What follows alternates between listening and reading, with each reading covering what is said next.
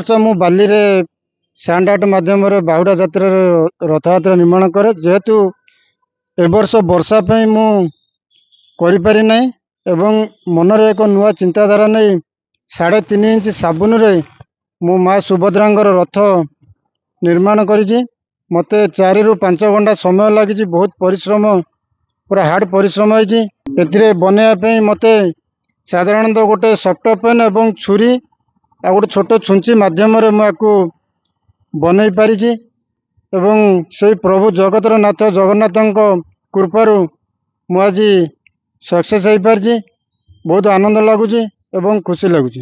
ଆଗାମୀ ଦିନରେ ଏମିତି ଜଗନ୍ନାଥଙ୍କ ଆଶୀର୍ବାଦରୁ ମୁଁ ଆହୁରି ନୂଆ ନୂଆ ପ୍ରୟାସ ଜାରି ରଖିବି ଏବଂ ଲୋକମାନଙ୍କୁ ଦେଖାଇ ପାରିବି।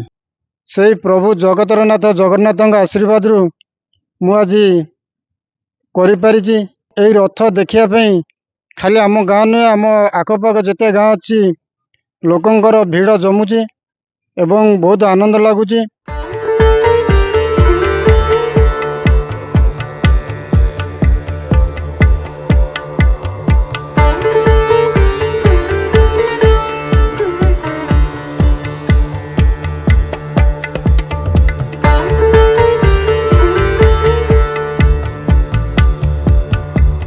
ପ୍ରତ୍ୟେକ ବର୍ଷ ମୁଁ ବାଲିରେ ସ୍ୟାଣ୍ଡ ଆର୍ଟ ମାଧ୍ୟମରେ ବାହୁଡ଼ା ଯାତ୍ରାରେ ରଥଯାତ୍ରା ନିର୍ମାଣ କରେ। ଯେହେତୁ ଏ ବର୍ଷ ବର୍ଷା ପାଇଁ ମୁଁ କରିପାରି ନାହିଁ ଏବଂ ମନରେ ଏକ ନୂଆ ଚିନ୍ତାଧାରା ନେଇ 3.5 ଇଞ୍ଚ ସାବୁନରେ ମୁଁ ମା ସୁଭଦ୍ରାଙ୍କର ରଥ ନିର୍ମାଣ କରିଛି।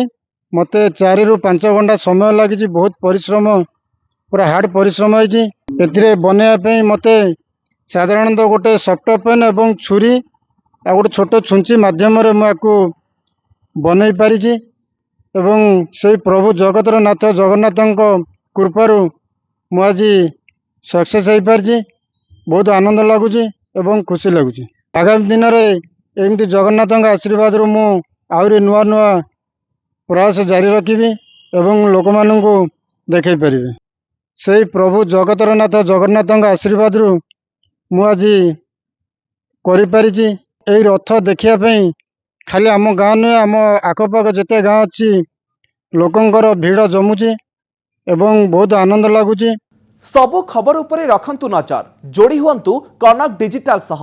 ଫେସବୁक ରେ ଲାଇକ୍ ଓ ଫଲୋ କରନ୍ତୁ। यूट्यूब रे सब्सक्राइब करने बेल आइकन दबाନ୍ତୁ।